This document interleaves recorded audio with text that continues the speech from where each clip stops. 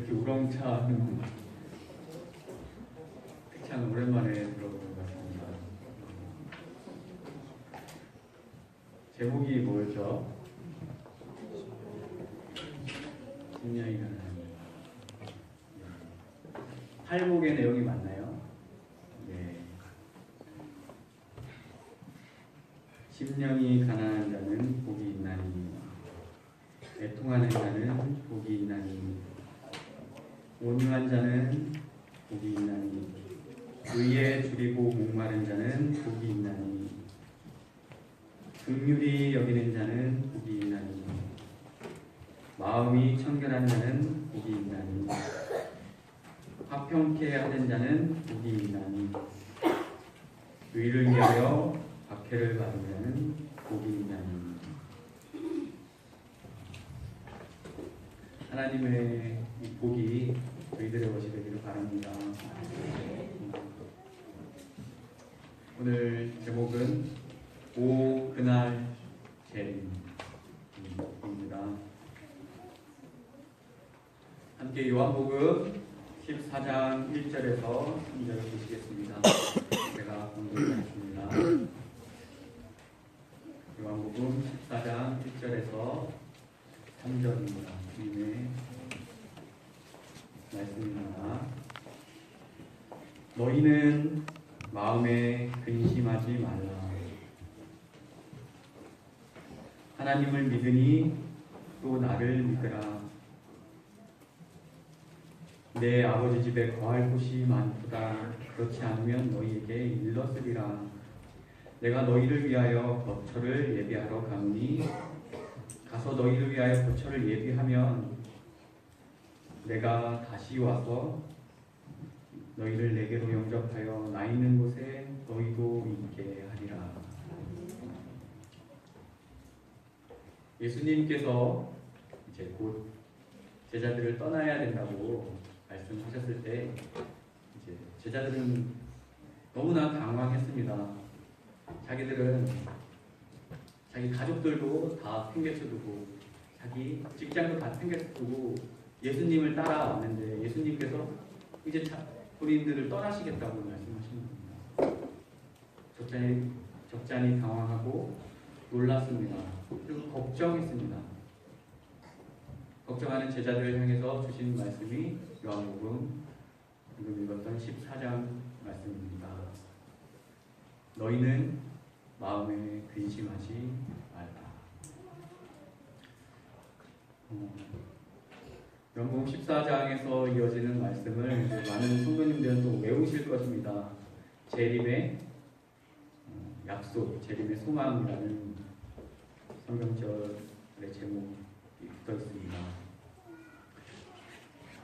재림 무슨 뜻인가요? 다시 오신다는 뜻이죠. 누가 다시 오신다는 뜻입니까? 네, 예수님께서 다시 오신다는 뜻입니다.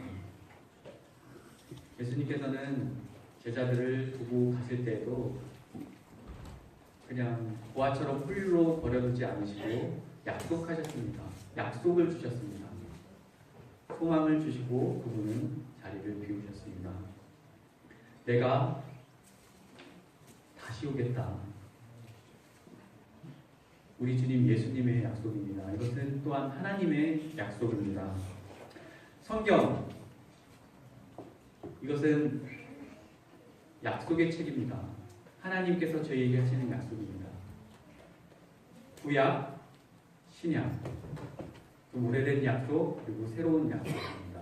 무엇을 약속했습니까? 우리를 구원하시겠다는 약속입니다. 너희를 구원하기 위해서 내 아들을 보내겠다.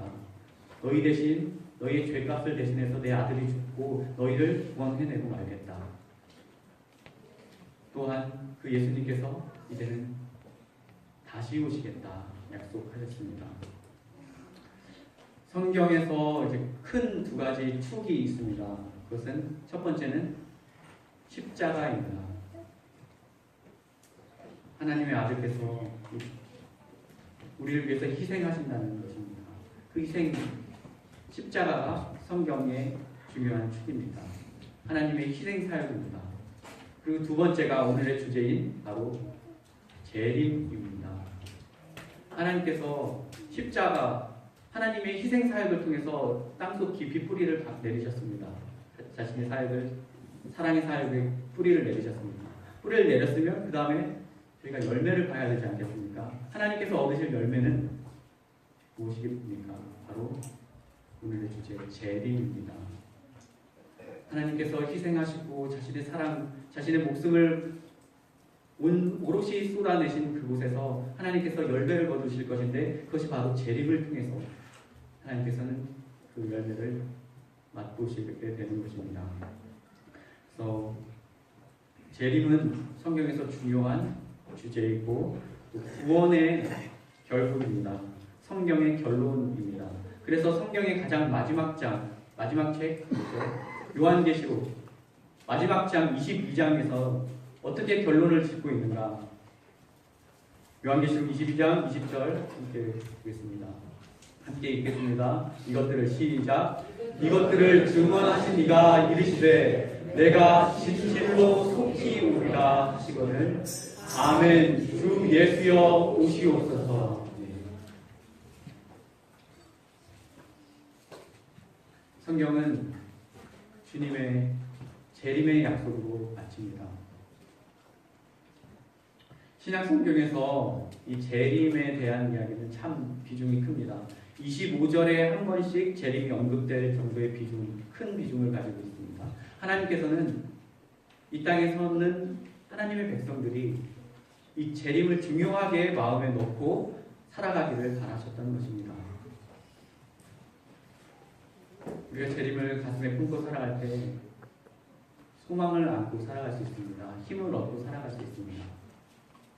여러분들은 이 재림을 나의 힘으로 여기고 살아가고 계십니까?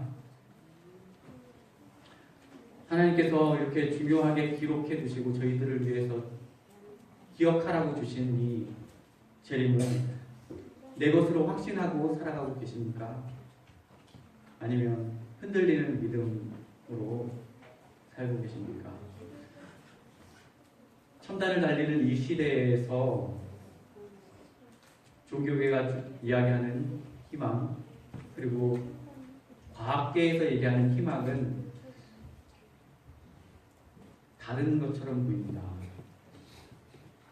요새는 이제 인간이 미치지 못하는 분야까지 과학이 나아갔습니다.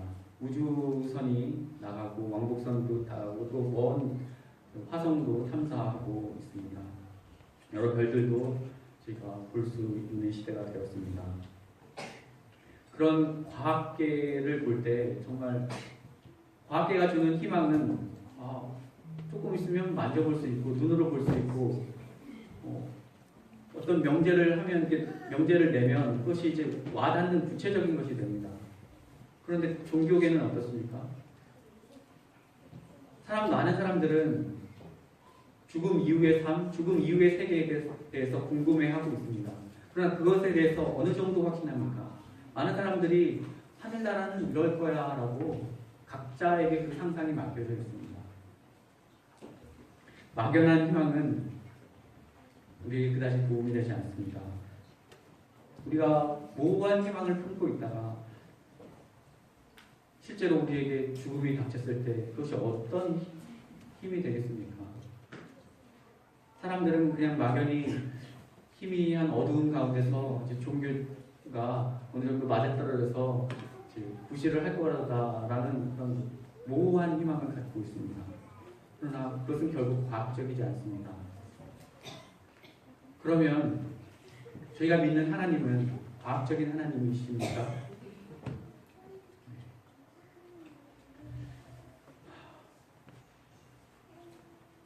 우리가 믿는 하나님께서 세상을 창조하셨다고 말하는 그 하나님께서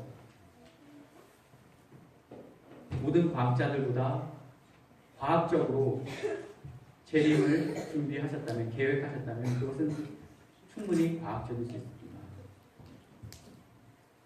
확실하고 하나님께서 선택하시면 그렇게 구체적으로 계획하시는 분이십니다. 제 요점은 하나님께서는 재림을 그냥 재림의 희망, 소망을 종교인들이 가져야 될 소망을 모호하게 두지 않으셨고 구체적으로 저희가 볼 수 있도록 했습니다. 하나님께서는 친절하시게도 어떤 거대한 일들을 인간의 구원 사역의 역사를 이루실 때는 그냥 하시지 않으시고 조용히 은밀하게 하지 않으시고 분명히 하나님의 백성에게 이렇게 될 거다라고 그 계획을 보여주셨다는 것입니다. 이런 하나님의 구원의 계획에 재림이 들어있습니다. 십자가의 계획도 있었지만 재림의 계획이 있으셨습니다. 이 재림의 계획의 큰 그림을 저희들은 요한계시록과 같은 곳에서 더 구체적으로 볼 수 있습니다.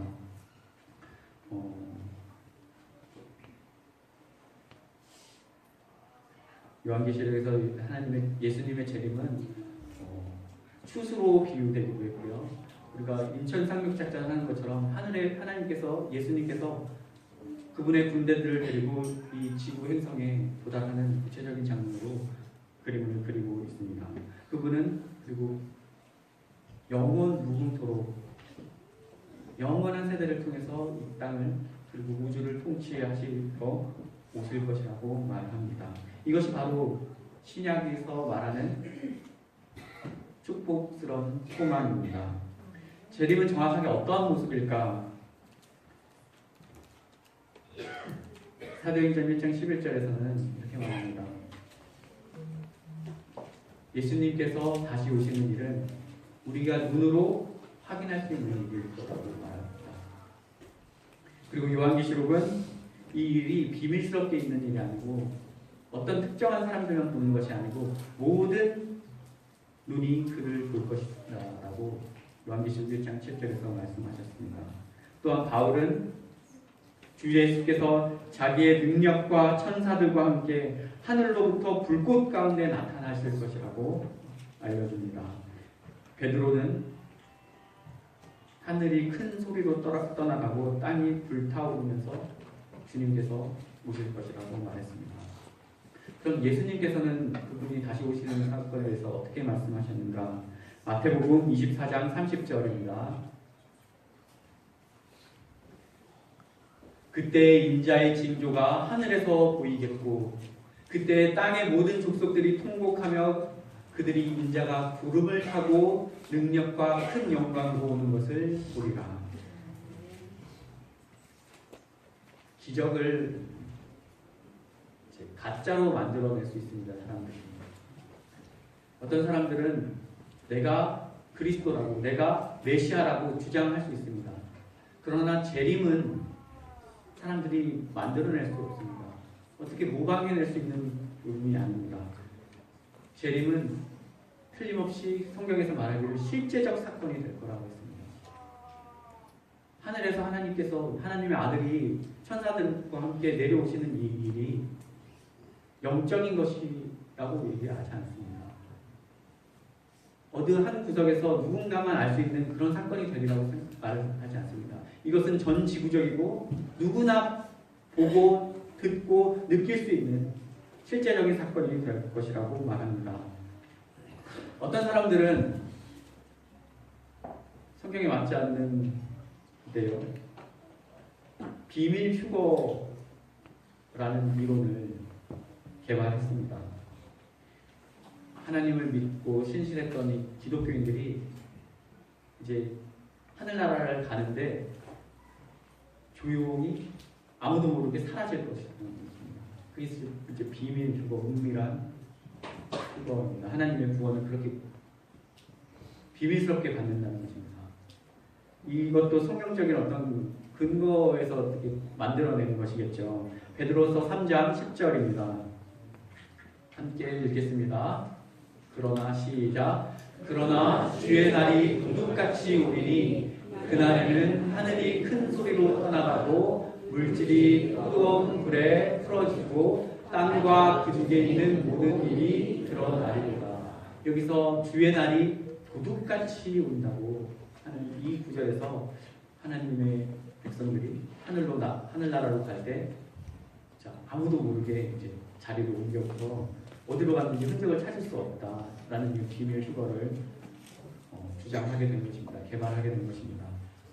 그런데 이 성경절을 제가 겉으로 보기에는 그럴듯하게 보일 수 있습니다. 도둑같이 아무도 모르게 은밀한 예수님의 재림을 말하는 것처럼 느껴집니다. 그러나 같은 성경절의 뒤후반은 전혀 그런 이야기를 하고 있지 않습니다. 그날에는 하늘이 큰 소리로 떠나가고 우리가 다 들을 수 있는 것입니다. 하늘을 볼 뿐만 아니라 들을 수 있는 겁니다. 큰 소리가 나기 때문에. 그리고 물질이 뜨거운 불에 풀어지니 땅과 그 중에 있는 모든 일이 드러나리로다. 누구에게도 숨겨질 수 없는 예수님의 재림을 같은 성경절에서 비밀 휴거를 주장하는 같은 성경절에서 말하고 있는 것입니다. 분명히 재림은 준비되지는 않은 사람들에게는 놀랄 만한 일일 것입니다. 놀라는 사람들에게는 놀랄 만한 일일 것입니다. 준비되지 않은 사람들에게는 갑작스러운 날이 될 것입니다. 준비하지 않은 사람은 그 날을 아무도 이렇게 미리 알 수가 없습니다. 예상할 수가 없습니다. 저 전방에 있는 불침번도 재림은 준비하지 않고서는 알 수 없는 것입니다. 그러나 성경이 말하는 재림은 그렇게 신비 속에서 아무도 알지 못하게 누군가만 알 수 있게 그렇게 조용히 일어나는 일이 아니라는 것입니다. 울부짖는 소리가 하늘을 떠나갈 듯이 들려올 것입니다. 하나님께서는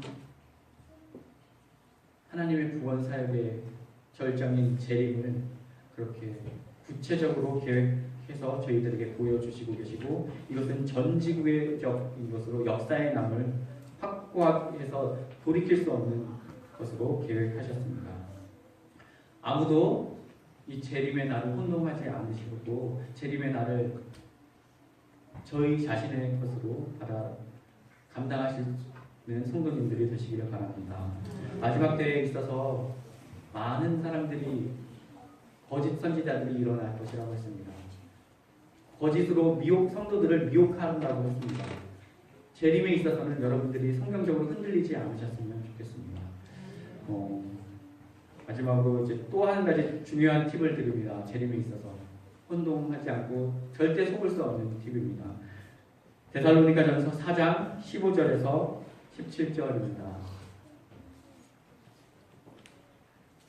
함께 읽겠습니다. 우리가 시작.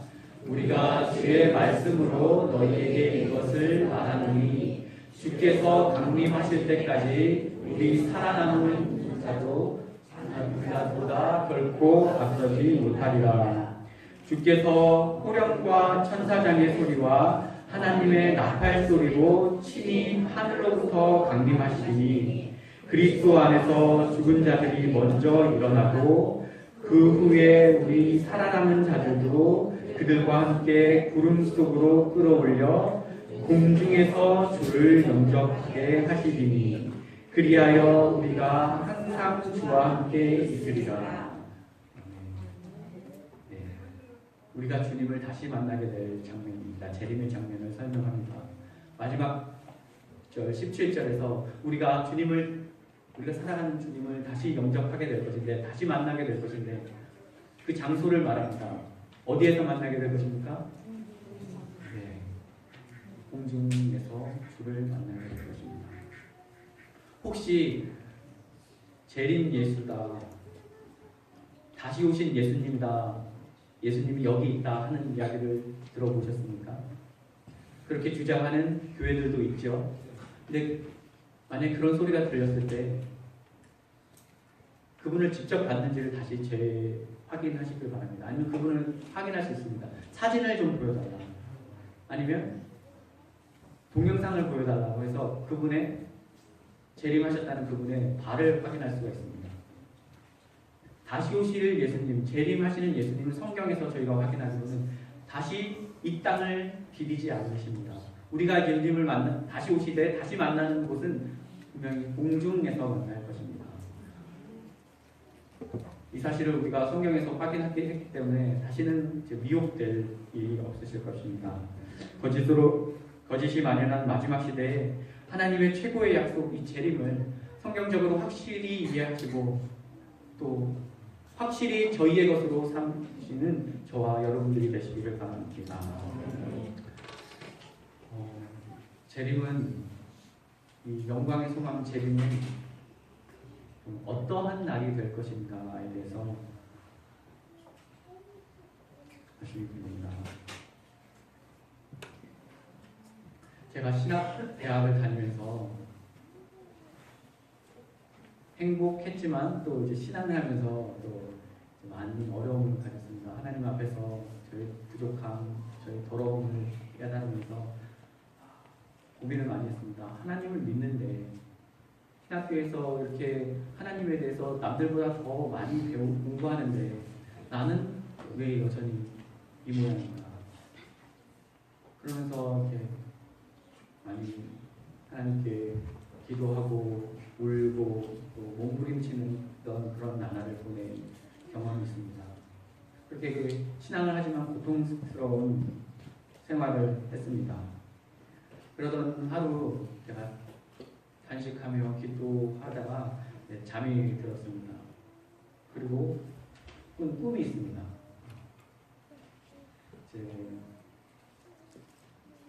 우리 상상하던 그런 어떤 동화책에 나오던 그런 길이었습니다. 나무가 숲인데 어두운 숲입니다. 그리고 이제 길이 이렇게 나 있습니다. 길이 나 있어도 밝지 않아요. 어두운 길이었어요. 그리고 저희가 큰 돌을 이만한 돌로 이렇게 바닥에 이렇게 심어서 이제 그 길을 이제 걸어갈 수 있도록 낸 그런 길들 다들 아시죠? 숲 가운데 길은 이렇게 누군가 이렇게 정리해 놓은 것 같은 그런 길이었습니다. 그 길이 박힌 돌이 그냥 일반 돌이 아니고 금이었어요. 그 금 돌이 깔려 있는 길을 이제 제가 차를 타고 가는데 이제 여러 사람들이 이제 탔습니다. 이제 고무 튜브 같은 이제 모터보트 같은 그런 차였어요. 그래서 공중에서 이렇게 날아가는 그런 꿈을 꿨는데 이게 어디 가는 길일까? 이렇게 어두컴컴한 숲길을 지나서 어디를 향할까 이제 궁금해서 가고 있는데 결국 도착했던 곳은 이제 넓은 광장이었습니다. 바로 우리가 상상할 수 있는 하늘나라, 푸른 초원이 있고 아주 밝은 곳이었습니다. 그런 곳에 하얀 옷을 입은 많은 사람들이 거기에 이제 모여 있었습니다. 그리고 그 중간에 예수님이 계셨죠. 저는 너무도 당황스러웠습니다. 너무 지금 나는 힘든 상황인데 나는 하나님께 전혀 적합하지 못하고 있는 사람인데 하늘나라에도 전혀 갈 수 없을 것만 같은 사람인데 제가 그 꿈에서 하늘나라에 와 있는 것입니다. 그래서 저는 너무도 감격스러워서 눈물이 계속 흘렀습니다. 그 꿈에서. 그렇게 울고 있는데 이제 부스 같은 것이 설치되어 있고 거기 이제 흰 옷을 입은 사람들이 줄을 쫙 서 있었습니다. 그리고 저도 그 뒤에 줄 섰는데 거기가 뭐 하는 곳이냐면 세면대 같은 곳이에요. 이 땅에서 슬펐던 일들, 이 땅에서 억울했던 일들을 그런 모든 눈물들을 다 씻어내는 곳입니다. 저도 거기 이제 울면서 눈물이 그치지 않고 울면서 계속 서 있으면서 너무나 감격해서 하나님 이런 나 같은 죄인을 살려서 하늘로 들여주신 하나님께 감사의 눈물을 흘렸습니다. 나같이 못난 사람도 하나님께서 구원해 주시는가 그 감격에 우리에서 계속 눈물을 흘렸던 기억이 있습니다. 하나님의 날, 재림의 날은 성도들에게 감격의 날이 될 것입니다. 재림은 성도들에게 위로의 날이 될 것입니다. 제가 요새 들어서 좀 깨달은 게 있습니다. 느끼는 게 있습니다. 저는 제가 평소에 생활하니까 제가 가진 애로사항들이 있고 제가 힘들어하는 부분들이 있습니다. 살면서 그런 어떤 고충들이 있고 어려움들이 있습니다. 그런 것을 안고 살아가죠. 근데 보니까 제 집사람 나름대로의 어려운 것들을 막 안고 살더라고요. 막 어려워하고 힘들어하고 거기서 또 이제 힘을 내서 이렇게 살고 있더라고요. 그리고 제가 복지센터에서 일하다 보니까 이제 복지센터에서 일하시는 분들을 봅니다.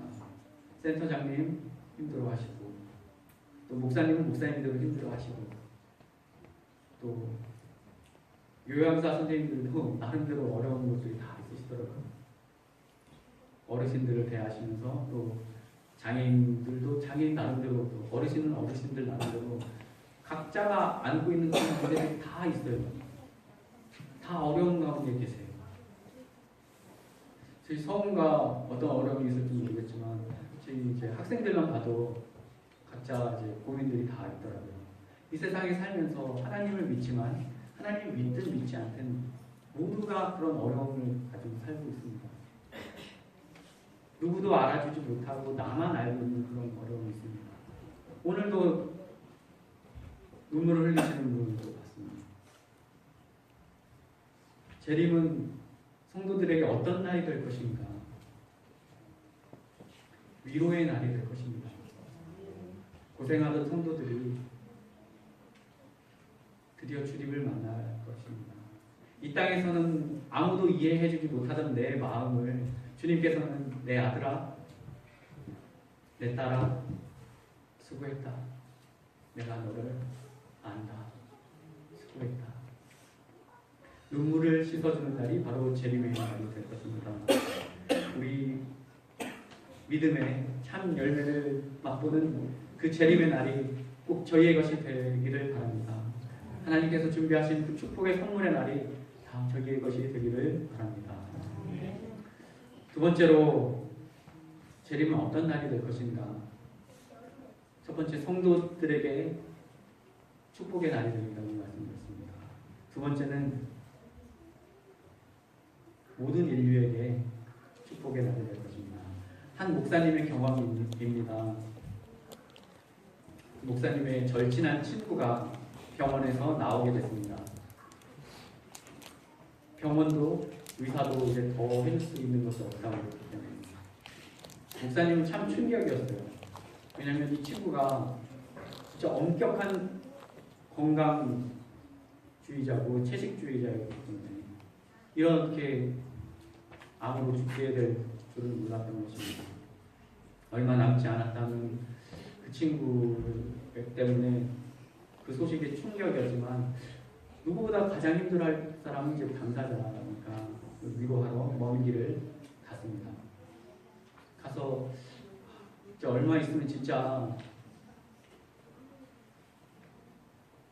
죽을 이 친구를 위해서 내가 어떤 말을 해야 할까 이제 찾다가 이 친구가 어렸을 때부터 좋아했던 그 달리기에 대한 이야기를 꺼냈습니다. 그러자 이 친구는 친구야, 달리기는 이제 내 관심 중에서 제일 끝에 있어. 그러니까 이 친구는 위로하러 갔다가 위로할 마음을 못 찾고 이제 당황하게 됩니다. 다행히 친구가 그 얘기를 꺼냈습니다. 자기 가족 이야기부터 꺼내서 이야기가 이제 이어져 갔습니다. 함께 좋아했던 성경책을, 성경 구절을 읽고 좋아했던 찬미가를 읽고 또 하나님께서 특별한 힘으로 나태해 주시기를 그 기적을 이렇게 기도하는 시간을 가지고 이렇게 헤어졌습니다. 그렇게 헤어지고 일주일도 안 돼서 이제 그 친구가 죽었다는 소식을 듣게 됐습니다. 목사님은 이제 멀리 있었기 때문에 장례식에 참석하지 못했고 나중에 이제 그 아내분, 친구의 아내를 위로하기 위해서 찾아갔습니다. 그 아내분과 함께 그 친구가 어떻게 살았었는지 함께 이야기하고 특별히 어떤 믿음을 가졌는지 하나님께 얼마나 열심히 있었는지 그것을 기억하고 함께 하나님의 소망으로 이제 위로받기를 원했습니다. 그러다가 이제 그 친구 아내와 그 목사님이 무덤에 이제 갔을 때 드디어 그 친구 아내가 못 봤었던 그 참아왔던 감정을 토하면서 울부짖었습니다. 목사님은 그렇게 친한 친구 장례식에 꼭 왔어야 되잖아요.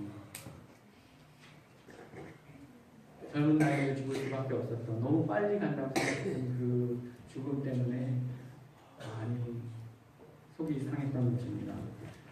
그 마음의 고통을 어떻게든 덜어주고자, 나누고자 했습니다. 그러나 고통은 다들 아시다시피 이제 내가 아픈 걸 누가 대신 아파주시는 것이 아니면,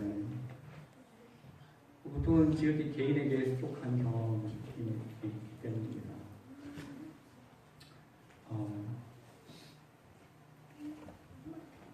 또 제가 몇 년 전 장례식의 경험이 있습니다.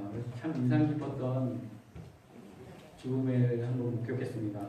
저는 성도님의 이제 장례식 때문에 이제 같이 예배드리기 위해서 이제 장례식에 참석했는데, 제 화장터였습니다. 같이 예배드리고 제 위로하고 하는 그 사람들의 수만이 정말 많이 있죠. 30명 정도 있는 그런데 화장하는 칸 몇 칸 지나지 않아서 제 이제 인상이 아직까지도 남아있는 그런 장면이 있습니다. 조문객이 없어요. 딱 둘만 있어요. 한 남자, 한 여자만. 그런데 그렇게 슬플 수가 없습니다. 저는 또 이제 성도님들 예배도 이제 참석하지만 너무 궁금한 거예요. 아무도 없고 저 두 사람이 왜 저렇게 울까? 누가 죽었길래 저렇게 울까? 사연은 제가 모릅니다. 그래서 이제 관심 있게 봤더니 그 앞에 이제 사진이 있는데 이제 돌도 안 된 아기 사진이 보고 엄마 아빠가 그렇게 슬피 우는 겁니다. 사연은 모릅니다. 뭐 질병으로 죽었는지 사고로 죽었는지. 그렇지만 제가 너무 제 가슴 아프게 하기 충분한 그런 장면이었습니다. 사람들에게는 여러 가지 고통을 이유가 있을 것입니다. 이생을 살아가면서 여러 가지 고통을 저희가 경험합니다. 그러나 그 모든 고통의 이유 중에서 가장 심각한 것은 죽음일 것입니다. 우리가 상처를 입었을 때는 그 상처가 결국은 회복될 수 있습니다. 나을 수 있습니다. 안 좋아졌던 관계는 개선될 수 있습니다. 그러나 죽음, 그것은 정말 끝입니다.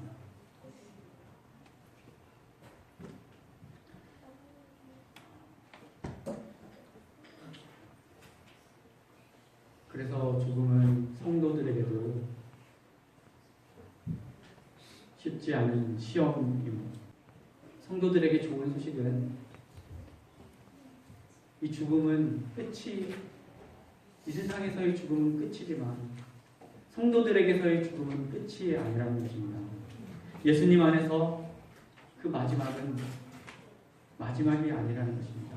의인은 다시 살아날 것입니다. 요한복음 5장 28절 29절입니다. 이를 놀랍게 여기지 말라. 무덤 속에 있는 자가 다 그의 음성을 들을 때가 오나니 선한 일을 행한 자는 생명의 부활로 악한 일을 행한 자는 심판의 부활로 나오리라. 의인은 생명의 부활로 나올 것입니다. 우리는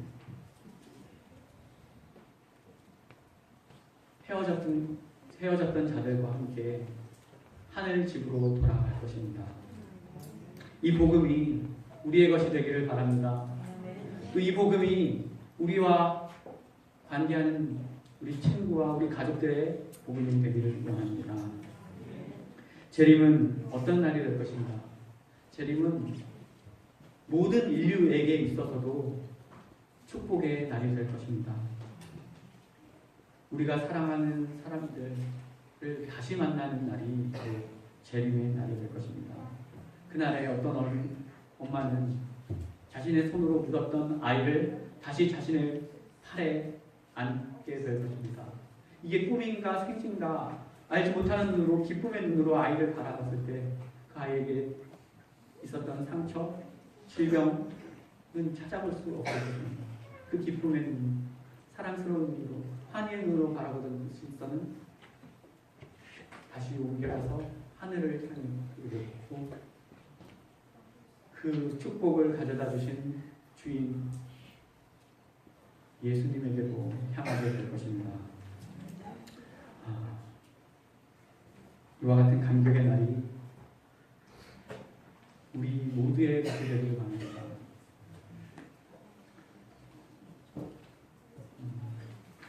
마지막으로 재림의 날은 무엇보다 하나님께 감격의 날이 될 것입니다. 재림은 구약 성경에 있어서 여호와의 날이라고 있습니다. 하나님의 날입니다. 우리 주인, 우리 주 대신 예수 그리스도께서 약속하신 날입니다.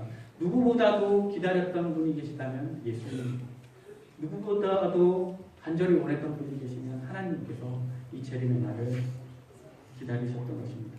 드디어 내 사랑하는 자녀들을 하늘로 모아 드리는 날, 이 재림이 우리에게 있어서도 또 세상에 있어서도 또 하나님에게 있어서도 축복이 되게 하는 저희 모두가 되기를 바랍니다. 마지막으로 마태복음 24장 14절 보겠습니다. 성경에서 재림의 날에 대해서, 그 시기에 대해서 언급했습니다. 우리가 예수님께서 언제 오실지 궁금한 것처럼 제자들도 궁금했습니다. 그때 예수님께서 제자들에게 해주신 말씀입니다. 함께 보겠습니다. 시작. 이 천국 복음이 모든 민족에게 증언되기 위하여 온 세상에 전파되리니 그제야 끝이 오리라. 재림의 때 언제 주님께서 다시 오실 것인가? 이 질문에 대해서는 예수님도 모른다고 했습니다. 아시는 분은 오직 하나님 아버지이시라고 했습니다. 성도들이 재림에 대해서 관여해야 될 부분은 언제가 아니라 믿음이요 충성입니다.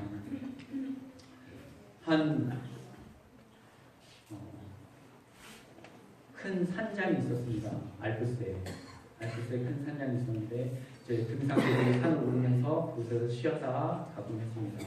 근데 그 산장은 너무도 관리가 잘 되어 있는 겁니다.